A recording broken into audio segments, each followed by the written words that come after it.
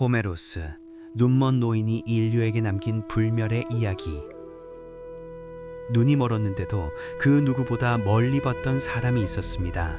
아무것도 보이지 않는 어둠 속에서 그는 트로이 전쟁의 불꽃을 보았고 영웅들의 함성을 들었으며 수천 년이 지나도 사라지지 않을 이야기를 만들었습니다.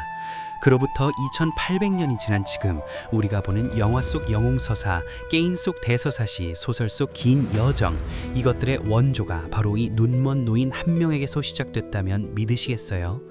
오늘 이야기할 인물은 호메로스입니다. 서양 문학의 시초, 모든 이야기의 할아버지라고 불리는 그 사람입니다. 사실 호메로스에 대해 가장 먼저 드는 의문이 하나 있습니다.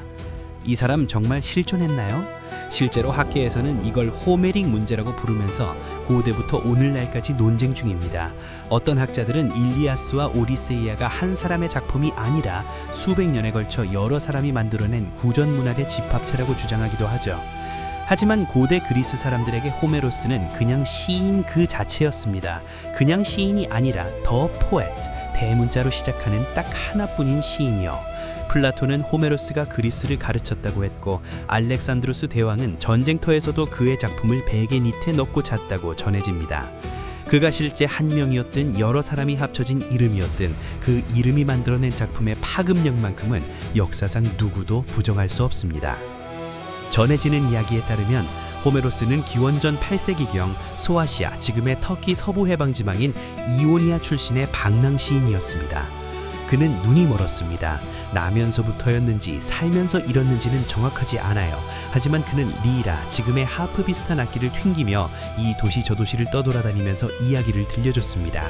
지금으로 치면 돌아다니는 공연자이자 이야기꾼이자 역사 보관자였던 셈이죠.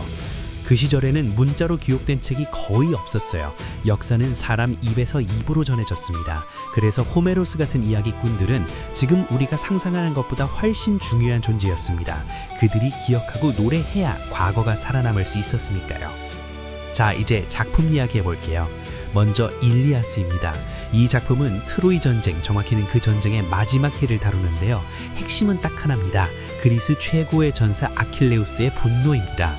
작품의 첫 줄부터 노래하라 여신이여 펠레우스의 아들 아킬레우스의 분노를이라고 시작하거든요. 아킬레우스는 전쟁 중에 자신이 아끼는 전리품을 총사령관 아가멤논에게 빼앗기자 진노해서 전투에서 손을 떼버립니다. 나 안 싸워 하고 텐트 안에 틀어박히는 거죠. 근데 그 산이 그가 가장 아끼던 친구이자 동생 같은 존재인 파트로클레스가 전장에 나갔다가 트로이의 영웅 헥토르에게 숙임을 당합니다. 이 순간 아킬레우스의 분노는 아가멤논을 향한 분노에서 헥토르를 향한 복수심으로 바뀌어요. 그는 전장으로 다시 뛰쳐나가고 헥토르를 죽이고 그 시체를 전차에 매달아 끌고 다니는 잔인함을 보입니다. 호메로스는 여기서 그 어떤 도덕적 판단도 강요하지 않아요. 그냥 인간을 있는 그대로 보여줍니다. 오만하고 슬프고 잔인하고 그러면서도 사랑하는 사람을 위해 모든 것을 던질 수 있는 존재, 그게 바로 아킬레우스였고 그게 바로 우리 인간이라는 거죠. 재미있는 사실 하나천, 19세기에 독일의 고고학자 헤인리히 실리만이라는 사람이 있었어요. 이 사람은 일리아스를 읽으면서 이걸 그냥 허구가 아니라 실제 역사라고 믿었고 호메로스의 묘사를 지도삼아 트로이 유적을 실제로 발굴해냅니다. 그는 나중에 이렇게 말했다고 해요. 호메로스의 문장 하나하나가 보물지도였다고요. 실제로 지금도 터키의 트로이 유적지가 남아있습니다. 다음은 오디세이아입니다. 트로이 전쟁이 끝났어요. 그리스군은 이겼고 이제 해친에 돌아갈 시간입니다. 근데 오디세우스라는 장군 집에 돌아가는데 무려 10년이 걸립니다. 직선거리로 몇 주면 갈 수 있는 길을요. 왜냐면 신들의 미움을 사고 괴물을 만나고 마술사 섬에 갇히고 사이렌의 유혹에 흔들리고 저승까지도 다녀오는 등 온갖 모험을 겪기 때문입니다. 그 중에서도 가장 유명한 장면이 바로 사이렌 에피소드예요. 사이렌은 아름다운 노랫소리로 뱃사람들을 유혹해 배를 암초에 부딪히게 하는 괴물입니다.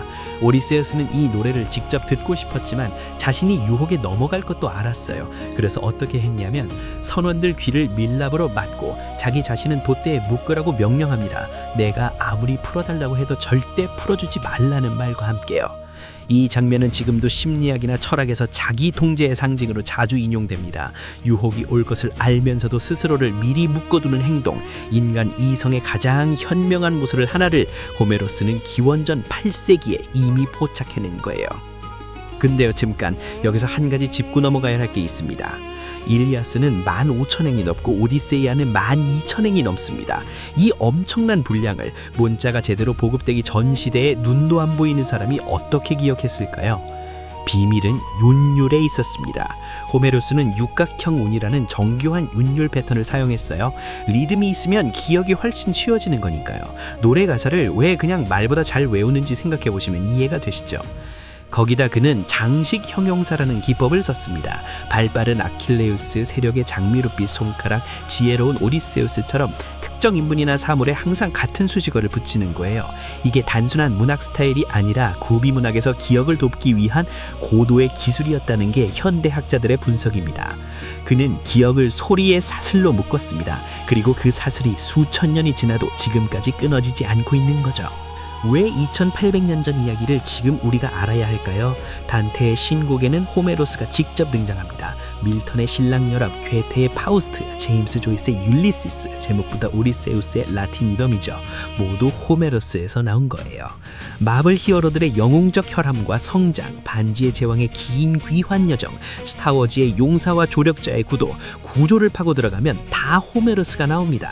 우리가 이야기에 감동받는 방식, 영웅에게 열광하는 방식, 고난 끝에 귀환의 눈물을 흘리는 방식, 그 감정의 문법을 맨 처음 쓴 사람이 호메로스입니다. 그는 눈이 멀었지만 인류가 앞으로 수천 년 동안 어떤 이야기에 울고 웃게 될지를 가장 정확하게 꿰뚫어봤던 사람입니다. 인간은 나뭇잎과 같아서 바람이 잎을 땅에 흩뿌리면 숲은 다시 싹을 틔어냅니다. 호메로스가 남긴 이 구절처럼 우리는 유한하지만 이야기는 영원합니다. 오늘 영상 어떠셨나요? 고대 서양의 역사와 인물 이야기 앞으로도 계속 올라갈 예정이니까요. 구독과 좋아요 잊지 말아주시고요. 다음 영상에서는 또 다른 불멸의 인물을 가지고 찾아뵙겠습니다. 감사합니다.